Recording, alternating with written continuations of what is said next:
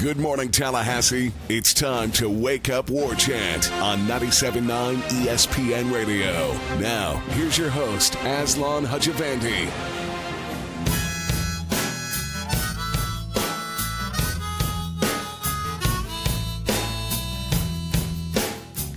Welcome on into it, Monday edition of Wake Up War Chant. Tom Petty playing can only mean one thing. Corey S. Clark joining us live in studio in the flesh on this program. So much to talk about: basketball, baseball, maybe even some football. But first, let's recognize our great sponsors for the Table Hospitality. 3 great locations over in College Town, Central Township, and Madison Social.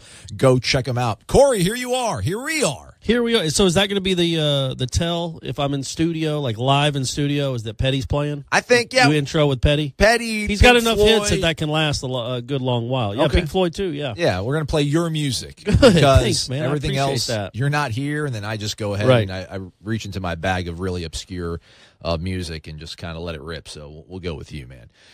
Let's start off with talking about the NFL Combine. People hopefully making money for Florida State that are now alums.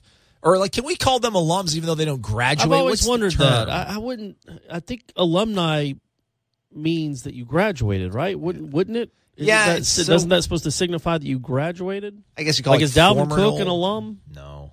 He's a product. I mean, but the thing is, like, what he's done is much more than any person like me that has some sort of liberal arts degree from Florida Well, State. no, he's made a lot of money, and his chosen profession, he got better while he was here. He was kind of studying for that, but yeah, I don't know. I don't know if Jameis Winston, if you consider him an alum, And then people say, well, why would you say former Knoll? Once a Knoll, always a Knoll. like a Marine. Yeah. Yeah. So how about guys who spent their lives at Tallahassee at one point or another playing for Florida State University? Hopefully they're making money. I don't think all of them have, however. So I think defensive backs are pretty much the only group that has not gone yet. They go today. Yeah. Right? They go later on Monday. So let's start, I guess, first off with did anything positive catch your eye from the offensive side of the ball? I think linemen, tight ends, wide receivers. So that would be like Rick Leonard, who I think we talked about on Friday, and then obviously Ryan Izzo, and then Auden Tate. Well, no, none of them really wowed at any of the specific drills, did they? I mean, and I don't know how much it's going to matter with really any of those guys. I think Izzo would have wanted to run faster than a 5 or whatever he ran. I've never understood why they make 4.94, get it right. Sorry. I've never understood why they make linemen run 40-yard dashes, but it just is what it is. And then Auden Tate was slow for a wide receiver, but speed's not really his thing anyway. I don't know what Des Bryant runs. He's a big body that makes catches. I mean, there are only a few Julio Joneses out there, so Auden Tate, I think, will still be I thought all along I think he was a 2nd or 3rd round pick. I think he's still around that 3rd round range. If you want a guy that's produced in college and has a lot of good game film and goes up and gets the ball, who's fast enough. I mean, he's not going to be blowing by DBs, but nobody does that really in the NFL anyway. I know somebody was saying he's going to have problems in the NFL because, all of his passes were contested or all of his catches were contested. I'm like, well, that's probably a good thing, right? But I guess maybe the fact that you can't. Well, that he couldn't get separation. Yeah, I see that, but at the same time, a lot of it's scheme. Like, they can scheme you open where you're not having to, just jump up for balls with corners. But at the same time, he's also proven, he's going to be going against the best corners in the world up there. He has proven he can catch contested balls. So I would think that'd be appealing, too. The difficult thing about discussing this stuff is, the whole, fan versus journalist internal battle or whatever, because I hate when these guys leave early, just out of selfish reasons. You want them all, as many of them to come back as obviously can so that they can be the best possible team they can be. But you understand that some guys are just going to leave early, and that's the nature of the business or whatever. But then you have guys you have Ryan Izzo versus a guy like Derek Nottie, right? Derek Nottie did not test out well at all. I don't think Derek was top 15 in anything in terms of like his vertical jump, his bench press, and what was his bench? Do you remember? He did 25 reps. Okay, all right. And then I'm not going to get on him about that. I think that was. I mean, listen, if you can put up 225 pounds 25 times, you're good. You're all right. Strong, yeah. Yeah, and I've seen, we've seen videos of him obviously squatting like a Peterbilt truck and everything, so he'll be all right. But he could have left early last year, right? He was one of those guys that it was potential for him to leave, but he comes back, right. And people look at his numbers and be like, oh wow, all right. Well then, I think one more year of him putting stuff on tape, and he made it out alive. Thankfully, he did not get injured. I would hope that he's put more on tape that makes him more appealing. And you have a guy like Izzo who decided not to come back. And then you look at his numbers, again, 4.94 in the 40. And people are like, well, you're not going to get any faster in a year. But can't you get better? I mean, can't you get better? To where if you're putting these numbers up, 4.94, that's not top 15. I don't think that's even top 20 for the tight ends who ran. I don't think the 33-inch vertical jump is top 15 in terms of the tight ends who went. 18 reps on the bench press. Again, I'm not going to really put too much stock in that. He had a good broad jump, 110 inches. That's like 10 feet, I think, 10 feet, 11 inches. Is that good? Yeah, that's good. What does a normal person do? I think probably. What does the layman do? What is the Corey Clark broad jumping? I did a broad jump, and I think I did close to 9 feet. So I'd say probably 8 feet. But you're an incredible average athlete, so you're a little bit more than average. Right. So I'm right around that 8 feet. Well, I'm also in my 40s. Yeah. So I might be even lower than 8 feet.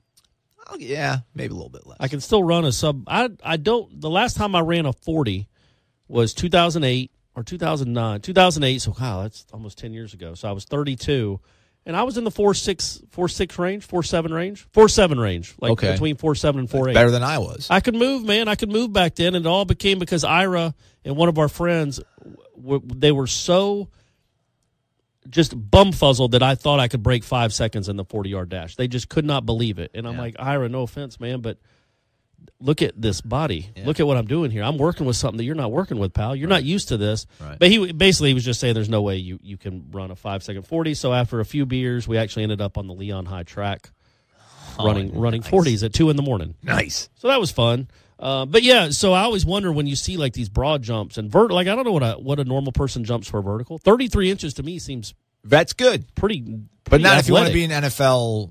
I mean, if you're 6'5" and you're jumping 33 inches, it seems like you can get up there pretty good. 30 is like the basement. For those guys, yeah. For an NFL athlete. Yeah, I guess so. 33 is not great. And you wonder with it, you say, can they get better? Yeah, but does the NFL care? That's what I've always wondered. What if Izzo came back and had 44 grab? And I don't know I think if Jimbo was still the coach here, I think there's a good chance Izzo comes back because I think he's featured more in that kind of offense. But in this offense, I don't think he trusted that he'd be featured a lot. He might have looked at game tape, he might have looked at stats and seen what how the tight end is used in Taggart's offense. But even if you get better, I just think the NFL has always put so much stock in this stuff up in Indianapolis, and I've never quite understood it. I mean, you want to know that you're not drafting a cornerback that runs a 5-second 40. But, what really is the difference between like a 4.41 and a 4.56 other than 0.15 of a second? I mean, it's still really fast. If you get a step on someone, you can still go by them. If you don't, they're going to catch. I mean, they're all fast up there.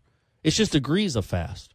I don't know if Jalen Ramsey, I don't know what he ran in the combine. I don't know what he ran at the combine. I can tell you I don't see many guys on the football field faster than Jalen Ramsey in pads, in a helmet. Really bad math by myself there earlier, too. 110 inches, that's only a little bit over 9 feet.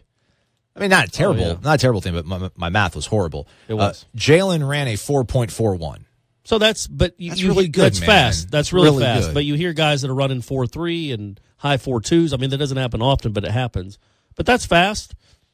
So Auden Tate ran a 4.6 something, right? 4.68, I think. So no chance he can get by a guy that's running a 4.49. Not Jalen. I don't want to use Jalen as an example. Josh Sweat ran faster than him. Auden Tate ran a 4.68. Yeah, that's crazy. Josh Sweat ran faster than him. Matthew Thomas ran faster than him. And I would be, I get being a little leery of drafting a wide receiver that doesn't put up a fast number at the combine. But then again, he's not a speed guy.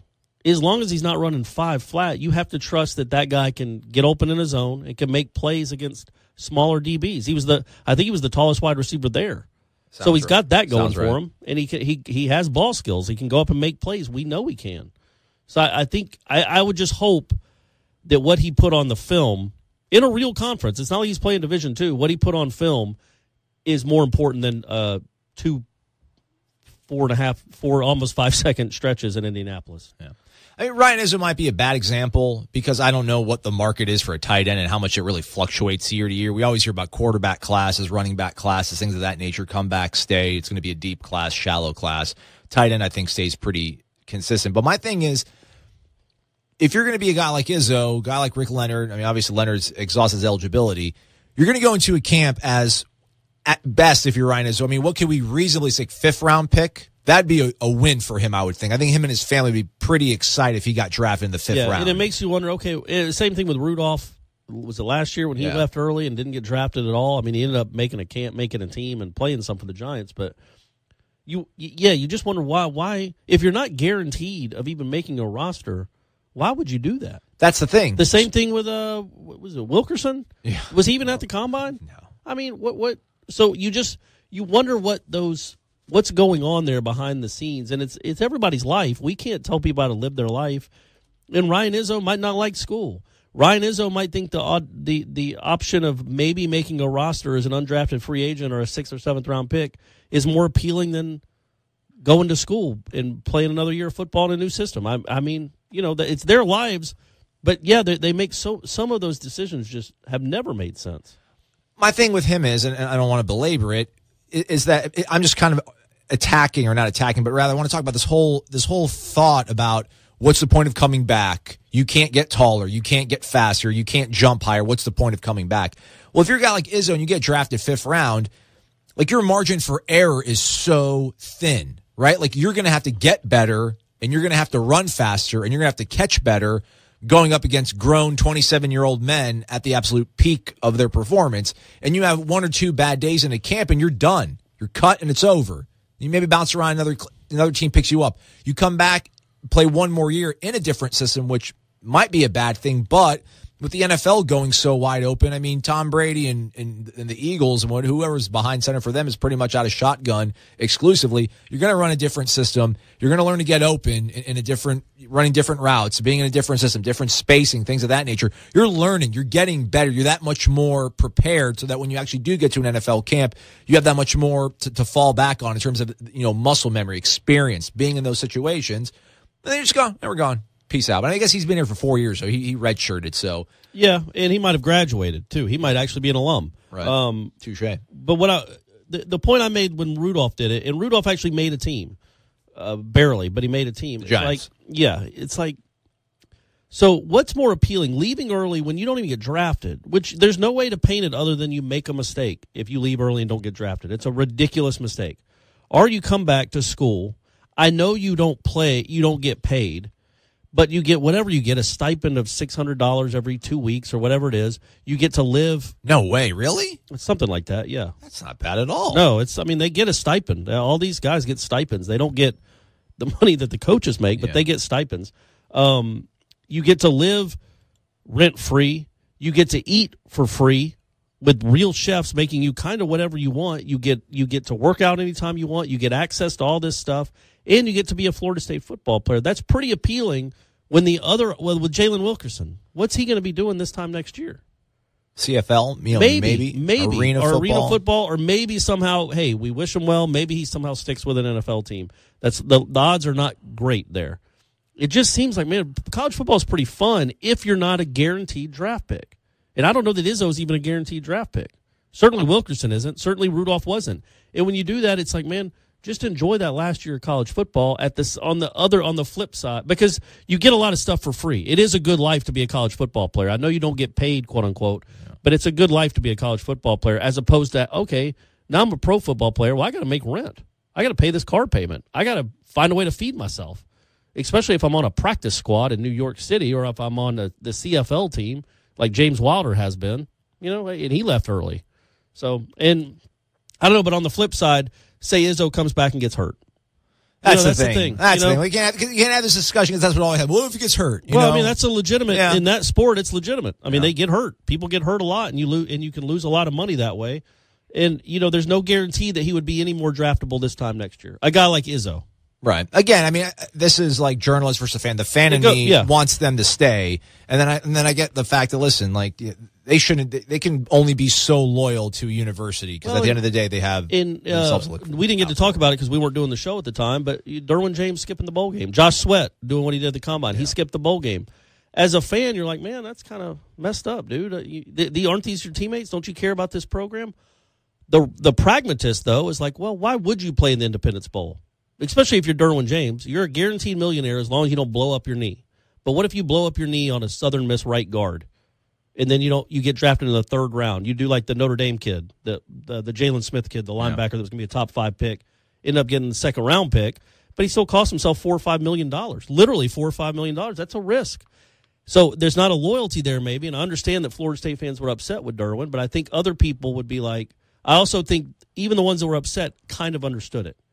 And I think we're going more and more that direction because of the sport, the nature of the sport. We're headed towards the direction of a commercial break. We'll be right back after this on Wake Up War Chant here on ESPN 97.9 Tallahassee. You're locked in to Wake Up War Chant on 97.9 ESPN Radio.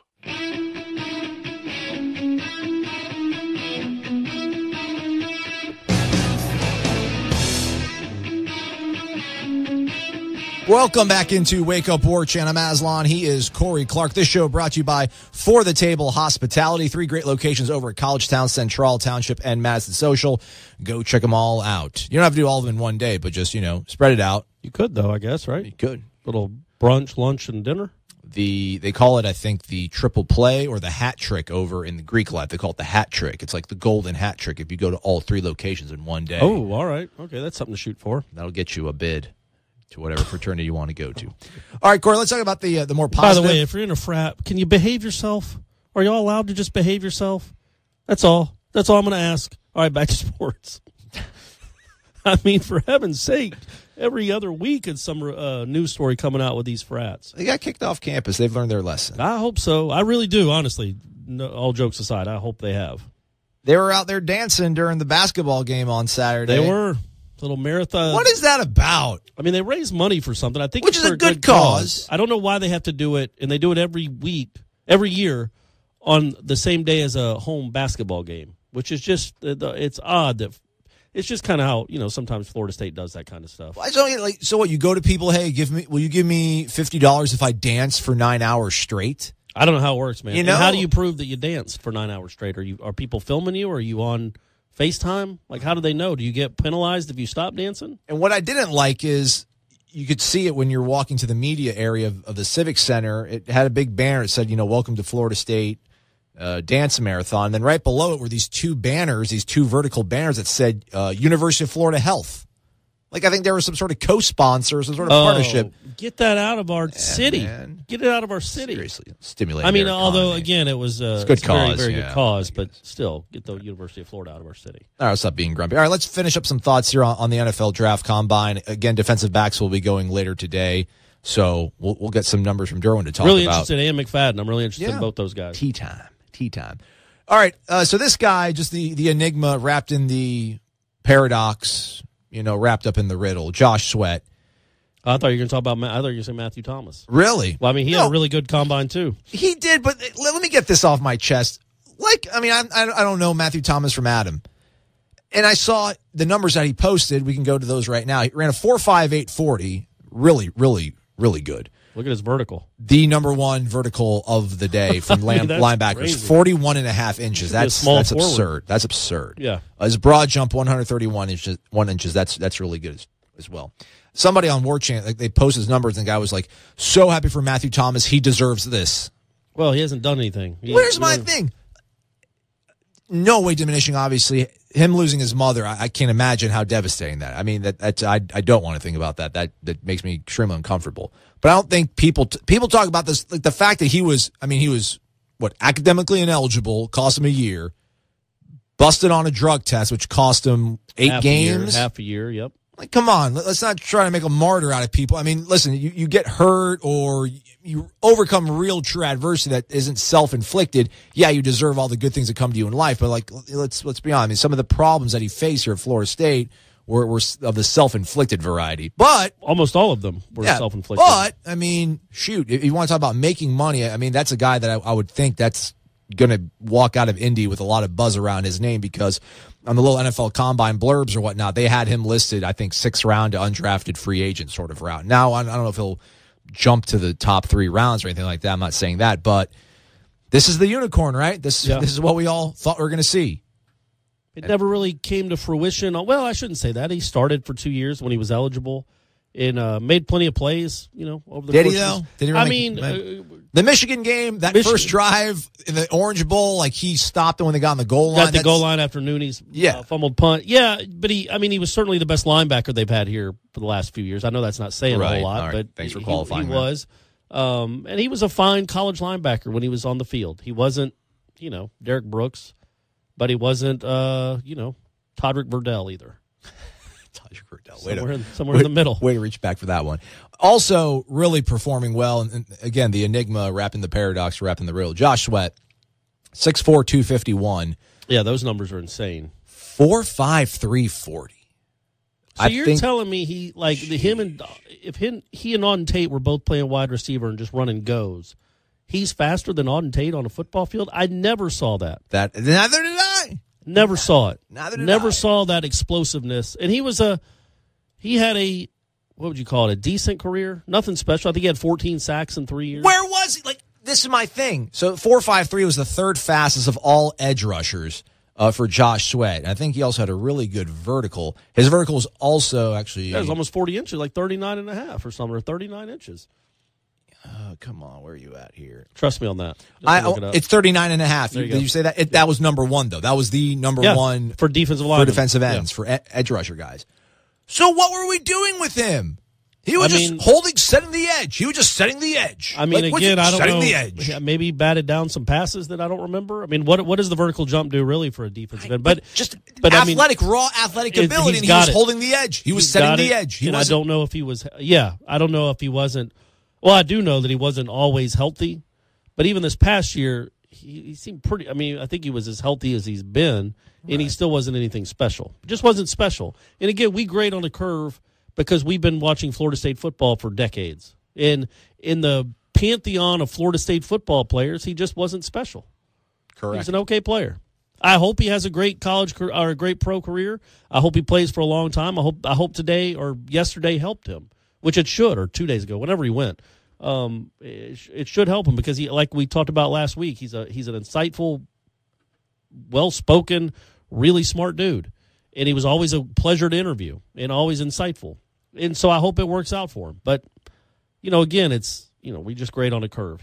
I think when you see those numbers, a lot of fans are like, man, we didn't, like you, a lot of fans are like, man, we never really saw that athleticism out of number 9 when he was Where's here. the flashes? Yeah. He had a sack against Miami in 16 down there, the block at the Rock or whatever. And I remember, I'm like, God, he looked like a baby giraffe even making that sack. Like he exploded out of his hips to like jump and lunge at Kaya, but it was just so awkward and it wasn't dynamic and fluid and it wasn't like, wow, look at that guy. I'm like, that guy's just never going to be right. Like that knee injury he's sustained, like he's just never going to be right. And then he's running a 4.5 and jumping out of the dome. And again, I'm not trying to second guess coaches because I clearly don't know enough about football, but you have a guy that has that kind of raw, freakish ability. Should have been a tight end. Hey, should have been wide receiver. Could have been your number 1 this year when you're playing walk-ons instead of because you can't play freshman. Josh Sweat was a junior. He could have run some go routes. Apparently, it's just so bizarre that like this guy played defensive end and he never had really a good takeoff. It felt like I felt like he never really had a good jump off the ball, like a good first step. No, he wasn't the quickness. And I don't know what drill measures quickness at the combine. I don't know how he did on it, but he never. Again, when you turn on the tape. Whatever he did on the cone drill, I think that's what measures quickness, or they think, or change of direction. You just never saw that out of him. Again, though, we do great on a curve, but he, again, just 14 and a half sacks in 3 years. I think he had 26 tackles for loss. Nothing special at Florida State. He was 6th with a 4.28 20-yard shuttle. So he's just an insane athlete, apparently, especially for that size. Yeah. He did not do all that well on the cone. It looks like he's outside the top 15 on the cone. Okay. But still, those are pretty impressive numbers all down the line, except for the cone. And you never saw that transfer on the football field to being a dynamic player. He was a starter. He's a starter on a couple teams that won 10 games, but he was never dynamic.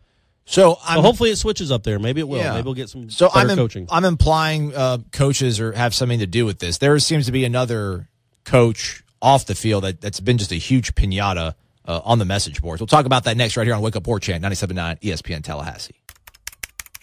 These recruiting updates are nothing but fluff. Are you wasting your time again on free blogs and social media to get the scoop on FSU recruiting? Yeah, it's all bait and switch. Get me excited with a headline, but get nothing in return. You're on warchant.com. What's really going on with FSU recruiting? Could be another top 5 class, but for the real scoop, you'll need to get your own War Chant subscription. What's it cost? Free. There's a 30-day trial offer. Just sign up and you'll get full access through signing day. And nobody has more accurate and timely information on recruiting than warchant.com. You know I like free. Sign me up. warchant.com, your ultimate Seminole source. Oh, yeah. Oh, yeah. Yeah, that's right. That's right. That's Corey S. Clark. I'm Aslan Hujavandi. This is Wake Up War Chant here on ESPN 97.9 Tallahassee. Thanks so much for being here. This show brought to you by For the Table Hospitality, and there are 3 locations in the Collegetown area. Is that like, do we call it a neighborhood, like the Collegetown neighborhood, the area, the Collegetown district? I don't think it's a district. Cool. District sounds pretty cool. Okay. Just the CT district. Ooh, look at that. Check it out. Give it letters. Give it an acronym. Everything that's an acronym sounds that much better. Madison Social Central Township. Check them out. You'll like them. I can almost assure you of it. All right, so I'm sitting here rhetorically asking what happened to Josh Sweat. How come we didn't see a guy that's running a sub 4.6 and is leaping out of buildings? How come we didn't see him just zipping by the offensive tackles for programs out of Wake Forest and Boston College and things of that nature? Yeah. So some of that's really getting a beating on the message boards of late. I don't know how much of it's really fair or not. At the end of the day, really how much of it really ever is. But, you look at the numbers like, you said kid from UCF, the guy with the one hand, Shaquem Griffin. Yeah, that's great. 20 reps. Like, Rick Leonard does 19. I mean, your starting right tackle that does 19 reps. And he's got 2 Well, he's got a whole other hand he has to lift up. That's true. I didn't even factor that in. Big paw, too, right? Yeah, Big it's mitt. a huge paw. But that happens. Derek Nottie is your self-proclaimed sort of strongest player. And again, I mean, he's got different kinds of strength, I think, maybe more lower body than upper body. And I really don't begrudge 25 reps on the bench. I mean, that's still an absurd number. But, I mean, people are really talking about Vic Valoria maybe being derelict of duty. Where you were going? Okay. People are saying, he's been derelict of duty because a lot of these guys just simply never got stronger, never got bigger, and then the numbers are fleshing out that way. But it's, I don't know how much we pick and choose because Timmy Jernigan walked out of here, went into Indy, and was a really strong dude, and guys are running fast, a few years ago as well. Yeah. So, I would say I think Jernigan, came here. Yeah, he was probably in middle school. Lifting cars above his head and throwing them at people. That guy was just as naturally strong as anyone you could ever imagine. Who wins in a fight, Jernigan or Menelik Watson? Man, I just think Jernigan's meaner. Well, Menelik Watson was a boxer. He was an amateur boxer. Right. So that's a really good fight, actually, because it'd be hard to think of anybody whipping Jernigan. Yeah. Just one-on-one. But Menelik was a boxer and was enormous. So that's a good question. I don't know. Yeah. Ponder that, folks. So, yeah, I don't know. Jernigan's arm, though, it's the size of my leg. It was nuts. It was just I've never seen anything like that, honestly. His arms. Lake City, son. Yeah, man, represent. Real country strong. So, I guess there's this whole belief that that's guys that's on Valoria? I guess. I mean, I don't know. The guys just simply haven't looked bigger. I don't know. People say we don't look the part. But it's just one of those things where he's now, I guess since he's gone, it's easier to kind of jump on him. But he was getting jumped on in the last year or so on the message board. So I guess that's another maybe reason for optimism and hope is that there are new guys, on campus. I think one of the names I saw drop that I was like, well, that's kind of a fair criticism. I know some guys are hard gainers and that sort of stuff, but like Brian Burns. I think Brian Burns was really projected to have a really good sophomore season in 2017 and never really materialized. Right. And he didn't look much bigger. No. He didn't look like he filled out any. And then you had him for a whole year on campus and nothing kind of fleshed out on that. So that's a bit of a bummer, but who knows? Maybe these new strength coaches, well, I guess we'll see firsthand whenever spring football starts here and shoot, like 17 days, but who's counting? That's crazy. 16 days. Coming up on us. And it is hard for us. It's really hard for anyone to know exactly when a strength coach is doing a good job or a great job or a bad job. I mean, we're not in the gym 24/7. At least I'm not. I know you are. Oh, yeah. You know what you're looking for. You're doing all the core exercises. There you go. No, I mean, I wouldn't have any idea. I mean, I do. You can look at the guys and say, okay, they didn't get much stronger, but how much did he mold the right way? Did he get as much out of them as he could, or was there untapped potential that was left? How much is that on the guy? How much is that on the player? I don't know where that line is. How much of it's on the facilities? Maybe it's not right. Yeah, they just don't have anywhere to work out. Maybe not big enough these gym. guys, they're having to go to Gold's. They don't have their own weight room here. Yeah, so, all right, NFL Combine continues on through, I think today's the last day, is it not? Yeah. I think Monday's the last day. So, all right, let's pivot to the sport that doesn't involve weights. But I think you have to lift weights these days, even if you're a baseball player. If you want to make it to the bigs, man, you have to lift weights. You have to be in the gym. Let's talk a little bit about baseball. Florida State now 11-0 on the season. They swept UNC Asheville. What was it, 4-2 on Sunday? Mm-hmm. Austin 4-3 on Saturday. They were close games. Yeah, Austin Paul. It was a walk-off on Saturday. It was Mendoza. Man, Mendoza, guy's just smooth. Yeah, I like him. He's got a way about him. He's like the most approachable, cocky. Like baseball players to me, when I was in college, I had a buddy who was actually on the baseball team. I had a buddy who was on the football team. Baseball players are the most arrogant, just self-absorbed dudes. Like, you just couldn't hang out with those guys. When you would show up to like the house parties that they would have, they knew you weren't on the baseball team. They looked at you weird. Or like when you go to the bar and you talk to your buddy and, they'd all be on the corner. Like if you showed up into the corner and trying to talk to your friend who you actually knew since like fourth grade, they would look at you like, who the hell are you? Football guy's a little more down to earth. But Mendoza's super cool dude, but he knows he's really freaking good at the baseball thing. Yeah. But real comfortable in his own skin. Yeah, he humors us. I like him a lot. So, yeah, they swept UNC Asheville. I don't know. Tyler Holton's like that, too, by the way. Yes. Just really, really comfortable and down to earth. At least gives off that persona that he's down to earth. And Sweet Tyler. Gosh, miss him. Yeah. Well, they're doing well without him, though. They're going to, obviously you miss that guy because he was one of the best pitchers in the country. But, man, they've been pretty impressive without him. So, Mike Martin's been also tempering expectations. Some people keep asking questions, myself included, after the first weekend against Xavier, just in terms of, how good is it to just get off to this good of a start, win your first series. Now he's won his first 11 games, and I felt like he kind of sheepishly grinned it off yesterday in terms of, the season's still young, but I like where we are. I don't know if maybe he feels that they're maybe a little bit ahead of schedule, but the pitching staff, I mean, you were spitting out some stats on the Twitter machine. Maybe not the best competition, but what they're doing is pretty darn outstanding thus far. Yeah, I think not having it right in front of me, I think they have put you on the spot like that. I think I can remember them. But my brain works like that sometimes. Well, while you're doing that, I mean, I can tell you guys this: that they were top 5 in the nation in team ERA going into this series. Right, and they give up 7 runs in 3 games, and their strikeout to walk ratio was also crazy. top So 5. their starters have pitched 66 innings. The starting pitchers, they have an 0.96 ERA. With, I think, 91 strikeouts and 15 walks, and they've given up 35 or 36 hits. So they're averaging like less than a base runner an inning. For a whole starting staff, their strikeout to walk ratio is 6-1, and they've given up 7 earned runs in 11 games. Well, like a lot of freshmen involved, too. No, but what's even more, to me, what's more exciting than that is the bullpen. Even taking all those starting numbers into account. He hasn't had a bullpen like this. Like the kid that he brought in on Saturday night in the bases loaded, nobody out jam and just strikes out, really almost struck out the side. Was it Connor Grady? I think it was Connor Grady. Yeah. I mean, that's electric stuff that kid has. Yeah, folks, he came into the biggest of all jams. Bases loaded, bases loaded, nobody out, and got out of it without a run scoring, striking out the first 2. He has guys in that pen. Kobe Johnson has 16 strikeouts in 6 innings. Ahern might be the hardest thrower on the team. Then you have the Van Eck kid that pitched Sunday. Yeah. Obviously, Pollock has been really impressive. But you have 5 or 6 guys in the bullpen that if they're on, I mean, they can give you 3 innings of no-hit, 6 strikeout stuff. And he hasn't had that in a while. And I think what's really helped him, and I hate to say this, is that he had some older guys get hurt before the season. So he has no choice but to go to a Connor Grady and see what he can do. Man, go get him, man. Or an Ahern. Or a Van Eck on Sunday. I think that, normally that might have been a Voiles that comes in and tries to get a few outs there. We all know what a Voiles is. He's got guys that can be dominant, and he's letting them prove themselves and get their feet wet in games that matter and in close games, not when it's just 11-1, because he has to. He has no other choice. He has no experience down there. So the Scalaro kid has been really good for the most part. Hutchinson's had a couple rough outings, and that's about it. Everybody else down there, everybody else on the staff has been really impressive.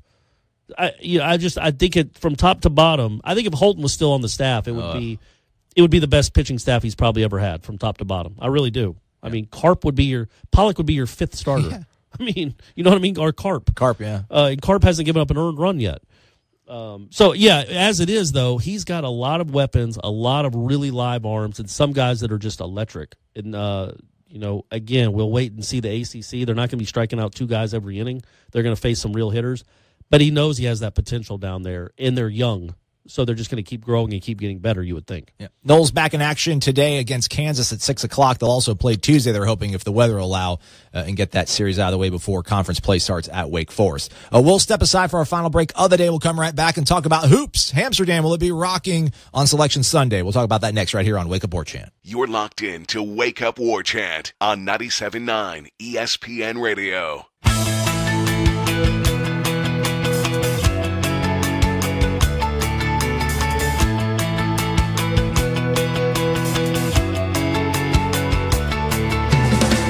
Welcome back on into Wake Up War Chant on this Monday edition of the program. Thanks for spending your day here with us. He's Corey Clark. I'm Aslan Hajavandi. This show brought to you by For the Table Hospitality. College Town District located. 3 locations there. Central Township and Madison Social. Go check them on out. All right, Corey, Florida State notched, I guess, that very crucial 20th victory of the season on Saturday on the hardwood. 85-76 winners over Boston College in a game that absolutely screeched to a halt in like the last 7 minutes. Terrible. But Florida State got to 500 in the ACC, which is arguably the best conference in all of basketball, got that 20th win, and we feel like pretty much cemented themselves into the NCAA national tournament. Yeah, I think what would have to happen is some teams that are already, like, from a mid-major that was guaranteed of getting in but doesn't. They have one of these teams that wasn't going to get in, win the tournament. Yeah, you'd have to have 4 or 5 of those things, I think, happen. Maybe more than that. Obviously, you'd have to lose to Louisville to open the tournament. If you beat Louisville, there's no question it's seeding. After that, just some crazy things would have to happen, or the committee would be going against what guys like Lunardi and Jerry Palm seem to think is almost an automatic bid for Florida State. What does Jerry Palm have him at right now? Or he has him as a 9. He has him as a 9. Lunardi has him as a 10, I think. Right. And the thing is, Florida State got a break that Notre Dame lost to Virginia. They're late.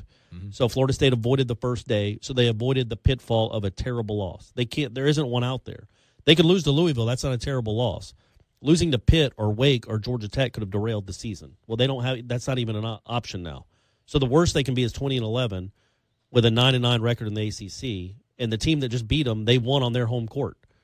So I don't know how much they'd even be penalized for that. You know what I mean? Like, It seems to work out pretty well. The only thing I could think is maybe the committee would think Louisville and Florida State are playing for a spot, but I just wouldn't think that's fair over the course of a whole season to have it come down to one game. I think both teams could and probably should be in the tournament. Yeah, Lunardi had, as last check, I'm sure he'll update it later on Monday, but last check over the weekend had Florida State as a 10 seed playing Rhode Island, who would be a 7. They would get the winner of Michigan State, Montana. Come and get some, Rhode Island. You don't want any of this, Rhode Island. Rams, Rhody. Yeah, that's right. You don't want any of this. URI, man. But then, as you said, By the way, Jerry my Palm girlfriend went to Rhode Island, too. Really? Yeah, she went there for undergrad in Texas A&M. Because that's funny, because Jerry Palm has Florida State playing Texas A&M, and that was her other school that she went to. That's where she went for graduate school. Yeah. So either way. Where's she from originally? She a citizen of the world? Just Pennsylvania. Okay. Pennsylvania? Yeah. It's hard to be humble when you're from Pennsylvania. Is that a... I think so. Is that a live song? I don't know. They're from Pennsylvania? Are they? I don't know. Throwing copper? Yeah. Yeah, so the 20th win, that feels like a big win. Just get that sort of landmark, hallmark win to get over the hump. And I don't know, I guess the good part of that game was, I don't know if it's really good, the fact that they're having to dig out of these holes. You obviously don't want to dig yourself into these holes, but the fact they're able to get out of them and the way they're doing it, we're seeing guys like, IK, is that how we say? I think we call him Mikey. I think Leonard calls him Mikey. Yeah, Ike's good too. Ike Obiagu, and then obviously Trent Forrest. He's doing everything right now, Trent. It's crazy. I almost want to ask him a question, but I wasn't able to because I was jumping around. But he's jumping passes out of the inbound and getting steals, and then when he's getting steals, he's throwing crazy ambitious outlet passes down the court, and they're getting scores off of it. It's one of those things that's made this team so fun to watch. And Jeff and you've lamented just having to sit in that arena for so many years and watch 50 to 47 grinders, and then now they're just running up and down the floor, and guys like Trent Forrest are sparking it. One of the great plays he made in that game was after a steal. He jumped up, and I think the Robinson kid jumped up with him to block his pass. He jumped up at half court. He jumped up and then did like a round backhanded around Robinson to Angola for a dunk that I think gave him a 4-point lead in the final couple of minutes before it all screeched to a halt. It was just such a great pass, and after the crazy flagrant call on Obiagu where they got the 2 free throws and the ball. Do you want to go ahead and riff on that? I feel like you really want to riff on. Oh no, not really. It was just crazy. I mean, it was preposterous. It was preposterous. It doesn't make any sense. Was it you that brought it up after the game that the Clemson kid on a block shot got knocked out? Right. Literally got knocked out on the floor, and they didn't call that a flagrant. But this kid on a block, they didn't even call it a foul. They called the a foul floor. because they could have, which is fine. But he blocks the shot, comes down on his face in the block motion. It'd be like going up for a shot, and after you follow through, you hit a kid in the eye with your follow through. That's a flagrant foul. It's a basketball play. There was nothing flagrant about it, but they gave him 2 free throws and the ball, and Trent Forrest kind of saved the day with that. And I've never seen anybody called for an offensive foul on a 3-point attempt. I mean, he really didn't kick his leg out. That was Brian crazy. Angola. No, Angola did it before against Louisville. He shot a shot and then pulled a guy down on him and actually got the call. So maybe he was got a 4-point play out of it. So maybe he was it was just karma for that. But that was a crazy call. But just Forrest, the officiating aside, Florida State rallied when they had to, made the plays down the stretch. The defense was really good when it hadn't been really all season and all game. It got good in the final 6 minutes when it had to be. Made everything tough. Obiagu is a freak.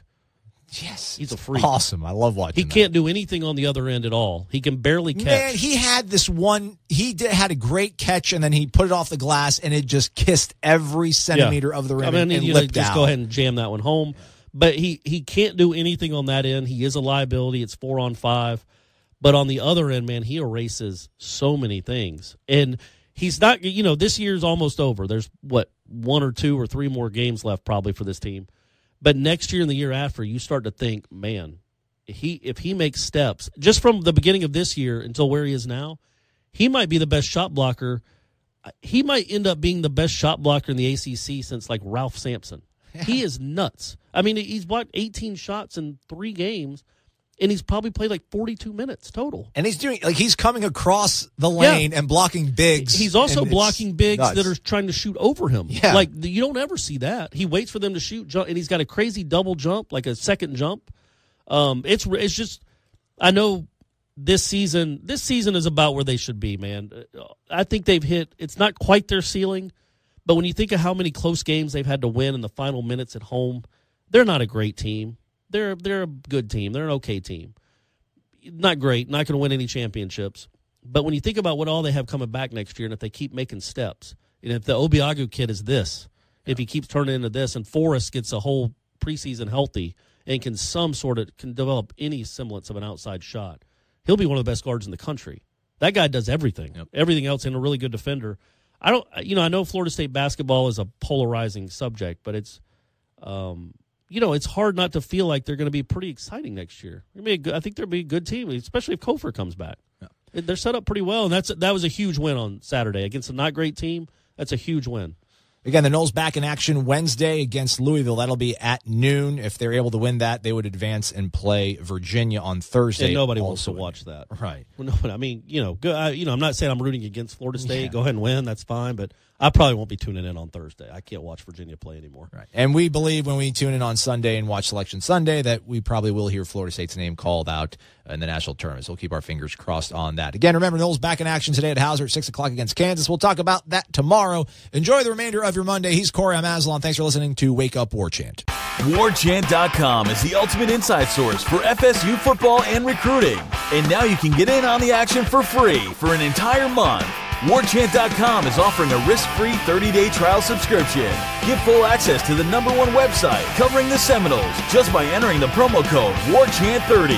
That's WarChant30. Sign up and get in on the world's most active FSU message boards. Receive breaking news, stories from our award-winning staff, plus get exclusive interviews and videos. Just enter the promo code WarChant30. WarChant.com, your ultimate Seminole sports source.